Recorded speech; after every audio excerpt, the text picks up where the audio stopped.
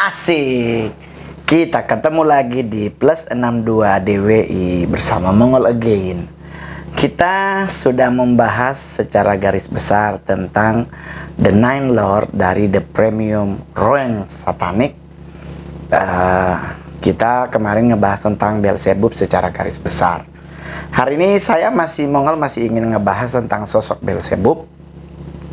Beelzebub adalah salah satu malaikat utama dari 9 ordo dari ordo penguasa.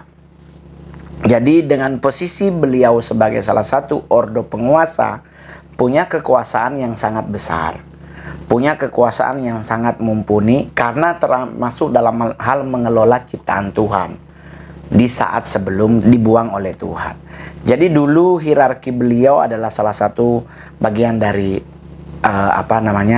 malaikat utama pelayan Tuhan, karena kalau dalam beberapa literasi yang ada termasuk dari sisi agama, Beelzebub dulu adalah salah satu malaikat yang punya kerja mengontrol bumi, mengontrol ciptaan Tuhan, mengontrol apa yang sudah Tuhan ciptakan, termasuk mengontrol kehidupan manusia. Jadi kalau teman-teman berpikir bagaimana sih sebenarnya Beelzebub kalau sampai bisa jatuh, sebenarnya karena faktor pertemanan. Faktor pertemananlah yang membuat akhirnya beliau terprovokasi dan akhirnya melakukan pemberontakan bersama-sama dengan Satan sebagai Lord of All dari The Nine Lord. Jadi di saat The Nine Lord terbentuk, Satan sebagai Lord of All mengambil Beelzebub menjadi salah satu bagian dari 9 Lord di The Nine Lord Satanic. Kenapa diambil? Karena memang eksistensi atau keberadaan atau kinerja kasarnya seorang Beelzebub tidak bisa dipandang sebelah mata.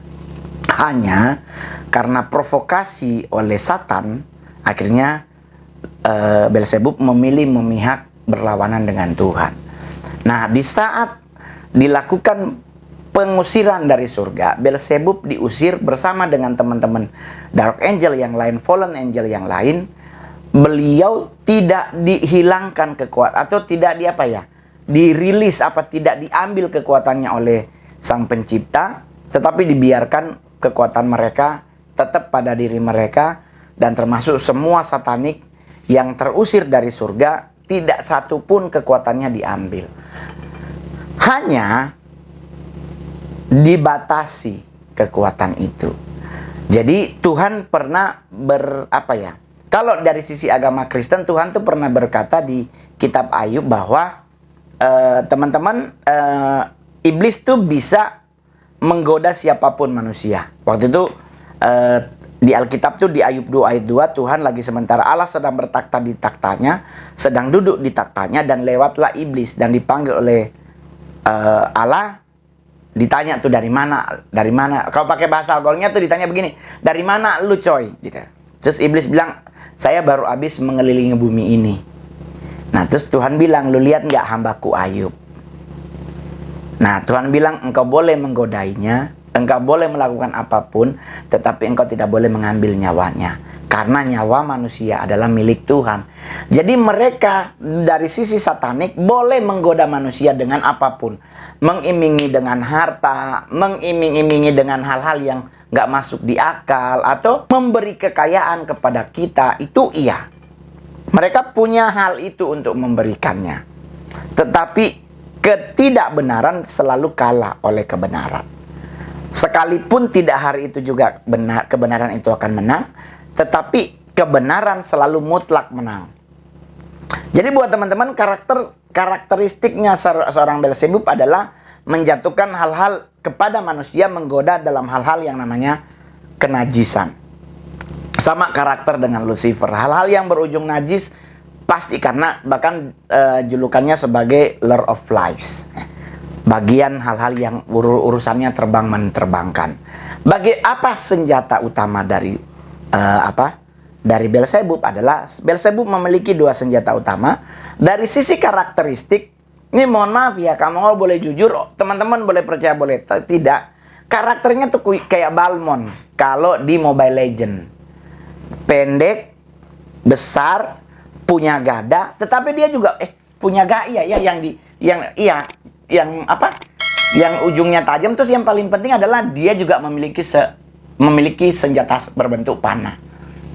Teman-teman mungkin teman-teman anomali juga bisa melihat secara kan ada anomali juga ngebahas kemarin tentang Beelzebub. Karakter Beelzebub tuh seperti itu, bulat, kayak Balmon lah. Mirip banget. Gue sampai kadang-kadang suka ketawa gitu. Jadi teman-teman semuanya, apa yang bisa dia lakukan untuk membunuh manusia? Tidak ada.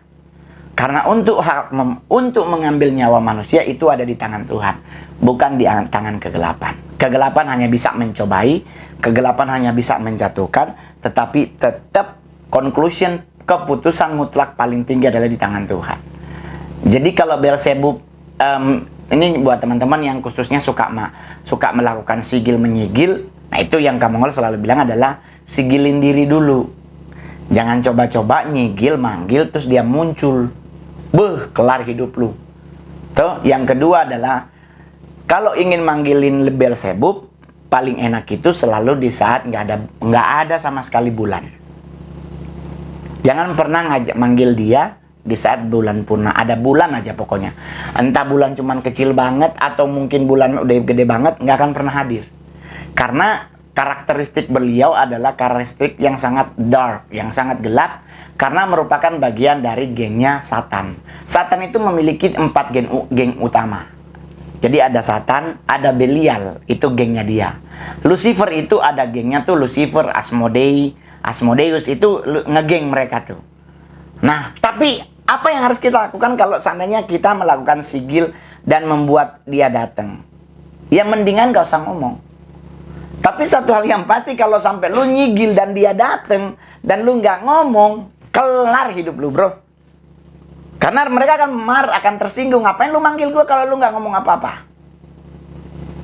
Karena setiap orang kalau manggil Satan atau manggil dari sisi premium rank maupun dari sisi high rank, lu manggilin mereka harus ada tujuannya.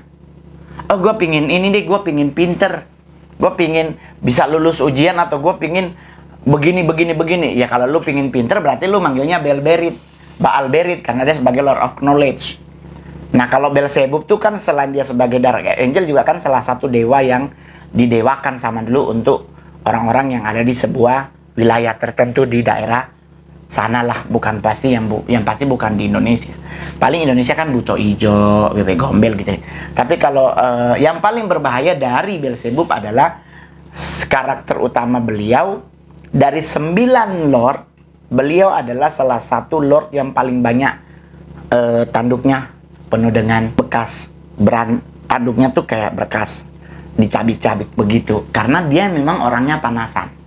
Dan karakter Beelzebub adalah dia merasa dia nggak salah. Dia merasa dia nggak pernah salah. Dia kan hanya berteman. Kenapa ikut terdeportasi? Kenapa ikut dibuang? Nah itulah yang membuat dia akhirnya kayak berangasan.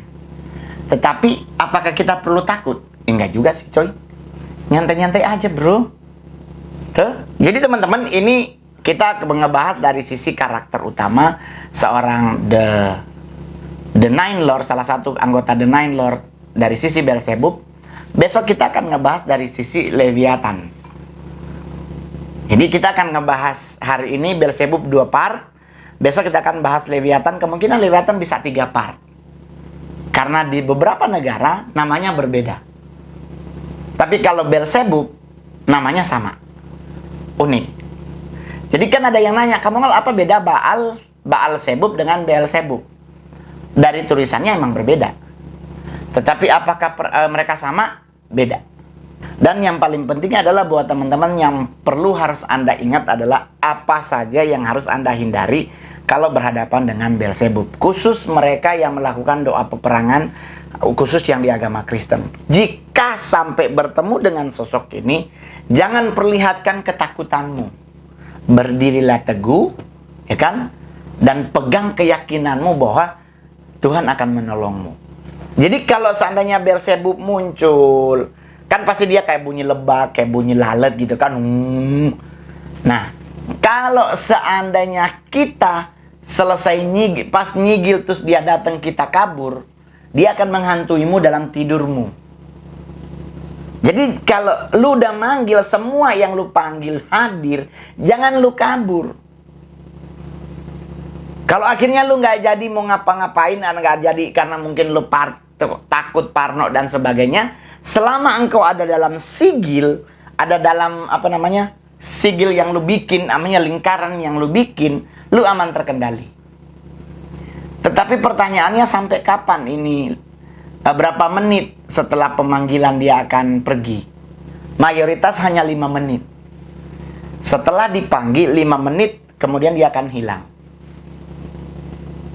Jadi tetaplah dalam lingkaran itu. 5-10 menit tetap aja dulu di situ. Ketiduran, tidurlah di situ. Nggak ada masalah. Yang penting tetap dalam lingkaran yang lu lakukan, lingkaran sigilmu. Tapi kalau lu memang benar-benar mau mau berguru gitu sama Beelzebub tanpa dalam lingkaran sigil, aman. Cuman kalau dia marah, nah itu berbahaya buat dirimu. Kalau bahasa gue nya tuh pasti lu akan digerayangin. Tapi kalau lu dalam sigil, lu masih aman terkendali. Gitu. Dan kalau lu mau manggil juga tidak semua lilin. Kan kemarin ada bahkan yang DM di Instagram, "Kak, gue kemarin mau nyoba manggil, Kak. Cuman mau nanya dong, lilin buat manggil Beelzebub, lilin yang kayak gimana?" Nah, itu yang Kak Mongol nggak akan pernah kasih tahu. Karena kalau Kak Mongol kasih tahu, maka Anda akan menjadi orang yang paling bodoh di dunia, karena tidak mengambil hal-hal yang lebih positif dari Tuhan kasih. Lu punya orang tua, ya kan, doa orang tua lu buat lu aja bisa bikin sukses, tapi kalau lebih nyari Beelzebub. Yang wajar dong coy, yang waras-waras aja. Ini kan sebatas pengetahuan, tetapi saya Mongol tidak menyuruh Anda melakukannya. Kan banyak yang Kak Mongol tutupi. Berarti Anda kalau mencoba, kalau tidak terjadi dan dia nggak datang, ya memang sengaja. Oke coy? Jadi buat teman-teman, santai aja coy. Nanti akan Mongol jelasin. Karena kebetulan kita sampai hari ini belum ada izin untuk melakukan ekspedisi. Dan yang kedua, kamera yang kita butuhkan belum dapat. Dari pihak yang dijual kamera di Fatmawati, belum ngasih info kalau kameranya yang dibutuhkan udah ada. Jadi buat teman-teman semuanya, yang penting subscribe dulu. Subscribe nyampe, lonceng dinyalain, kuota tercapai, Kak Mongol beli kamera langsung. Besok Kak Mongol mau nyuruh teman ke Singapura, gue suruh teman di Singapura suruh ngirimin. Karena Singapura udah mulai buka. Dan gue harap sih lebih murah, katanya sih 16 jutaan. Kalau di Filipina sampai 20 jutaan. Jadi mudah-mudahan kameranya segera ketemu. Yang pasti adalah The Nine Lord, sisi Beelzebub adalah sisi yang paling sering berhadapan dengan manusia dan paling sering terluka. Terluka tapi tidak membuat dia mati. Jadi terluka tuh kayak tanduknya tuh kayak bekas berantem gitu. Nanti besok kita bahas tentang Leviathan. Oke? Jangan lupa di subscribe, di like, di share, dan komen. Mongol tunggu ya. Oke, dadah.